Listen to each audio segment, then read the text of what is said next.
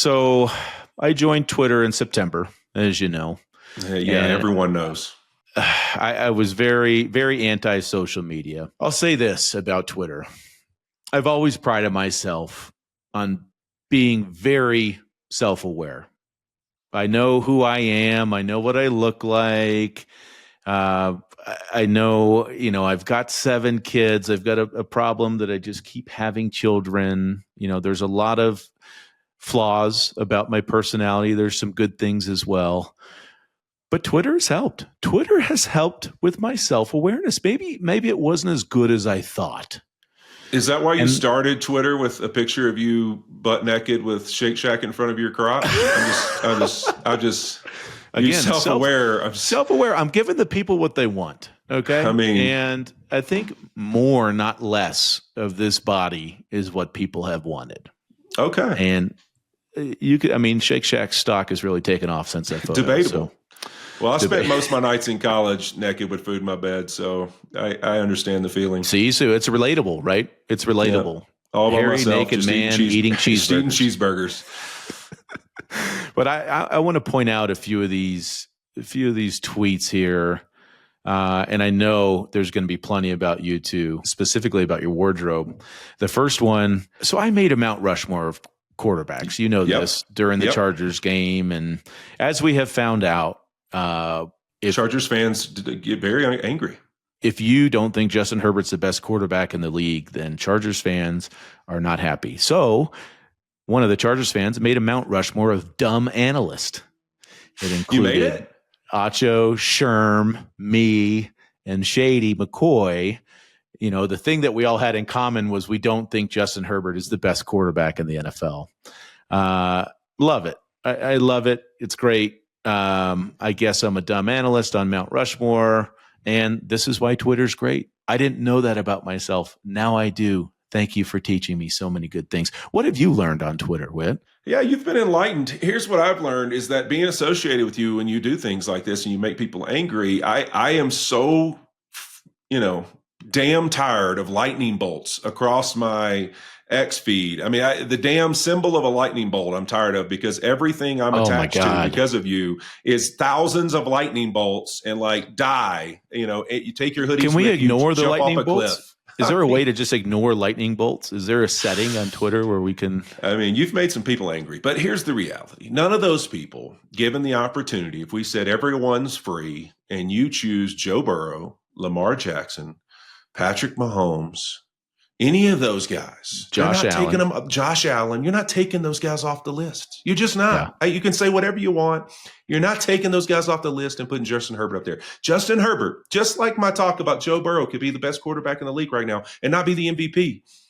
Justin Herbert can be an amazing NFL quarterback.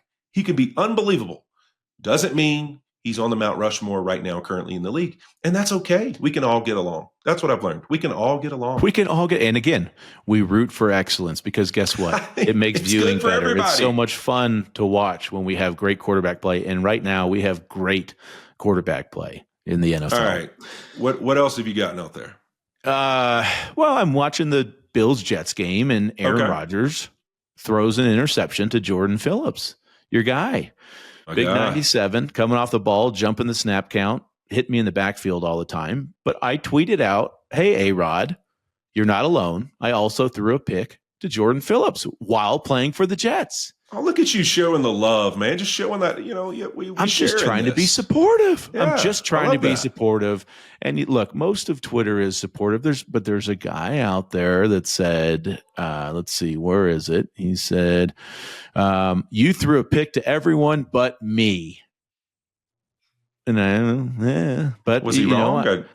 Well, that's what I said. Look, I throw a very catchable ball. I don't know what you want me to say. It's not my fault that I throw a catchable ball. It's a beautiful ball. You know what I mean?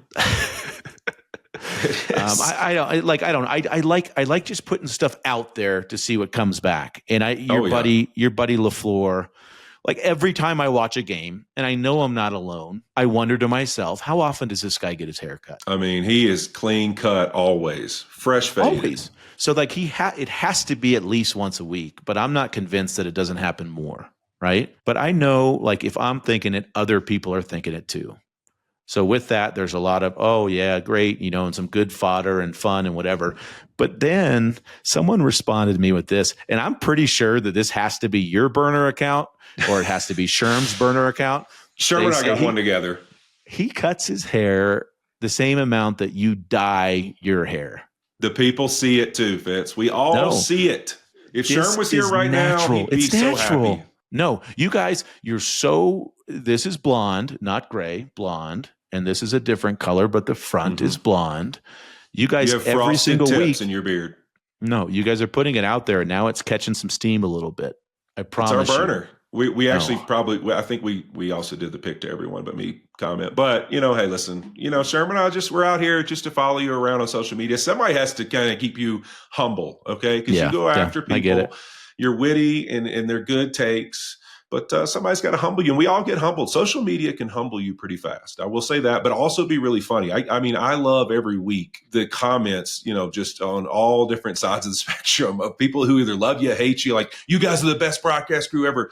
You guys are the worst. Like, take you off TV. Like, it's every week. There's like one side or the other. It's the beauty of social media. That's for sure. Yeah, and the one that I love, I love scrolling down some of your stuff because the hoodie and the blazer look, which has become your look, gets a lot of traction. And I think it's split 50-50. You either love it and you see guys, you've seen other guys in media starting to wear it. I would say that you were the first one to do it, but it's getting some traction in terms of other guys doing it. We've even seen Kevin Demoff walking around with the hoodie and blazer at times. Hasn't been beaten. He's undefeated in the hoodie and blazer. But I will say there are a strong contingent of people out there that don't like the hoodie and blazer. This weekend, or this past Thursday, that became very apparent to me, Fitz. There's a strong contingent. Let's tell everybody what you did, though. You took it. I mean, you look like a Jedi. You look like a Jedi a little bit. It was a little of an FU. All right. So every week I get constant, people tweeting at me about this. And it's always like, man, somebody's wife, like, hey, can you send me that link? Because I want to buy my husband this for his birthday. Like, he loves your hoodies. Or like a guy reaching out, like some of the jumpsuits with the hoodie, like, hey man, where do we get those made? Or what brand is this? And I keep saying I've missed the opportunity of a lifetime to have my own hoodie brand, because every week I get asked by a ton of people through DMs, whatever else, like, send us the brand. We want these, blah, blah, blah, blah. And so, I one of the constants is always like, you don't look professional. You don't look like you should have a collared shirt. I wrote some down here. Let me read some of these. Because... And so what I did, Fitz, the reason I wore it that way is I was like, you know what? I'm going to flip it. I'm not going to wear a hoodie sweatshirt. Like, I'm going to wear like a turtleneck or a collared shirt, and I'm going to put a hoodie on the jacket. And I just want to see what people say. Folks. So a hoodie on the jacket. I hooded up the jacket, baby. You look like a Jedi. Now, was that a one and done, or you think you'll do that again? Oh, he'll be back. I mean, after all of that, listen, I love making people angry. So this will be great. Right. Some people loved it and some people hated it. So I wrote down some of these things, though. He looks so bad every week. This is tacky. This fit equals unsportsmanlike conduct penalty. I'll say it. That look sucks. He looks like he teaches at Hogwarts. Hoodie blazer look needs to go away. Terrible combo. Never understood it. Looks goofy. He's trying to make it his signature look.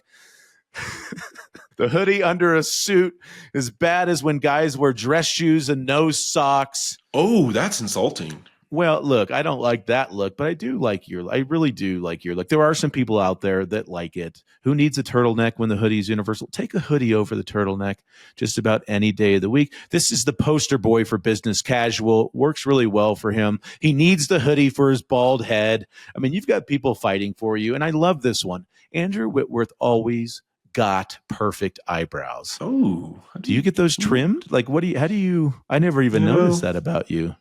Is it because they're dark and your beard is? I think it's dark. Light? Yeah, I think it's because I have so much white in my beard and they're dark. They stick out. As I say, this is really my hair. The eyebrows are a feature. I mean, I don't have any hair. So there's one other thing I want to get at, and I've been saying this to you for a while, and thank goodness people are noticing. But I think we all sometimes have a locker room voice and a normal voice, especially white guys.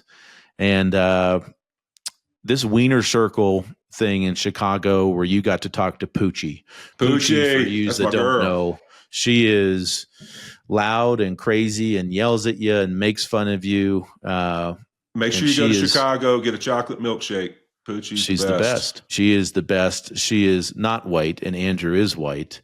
And during the segment that we had, he slips straight back to rural Louisiana, maybe. I don't know what tongue that is, but some of the comments of you talking with Poochie, this one I like the best. Somewhere down the line, Big Whit got some black ancestors for real, for real.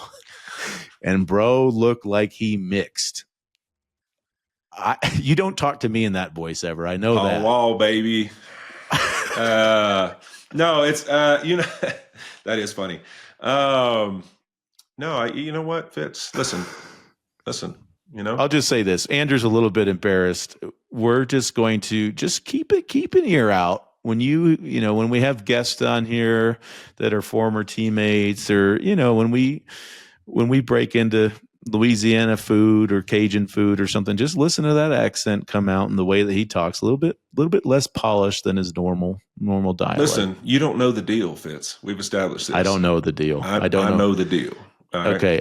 Yeah, I know you know the deal. No, I had a Barack Obama Key and Peele skit moment with Mike Tomlin where I don't know the deal. And I get it. You definitely don't know the deal. Tomlin knows you don't know the deal. That is for sure.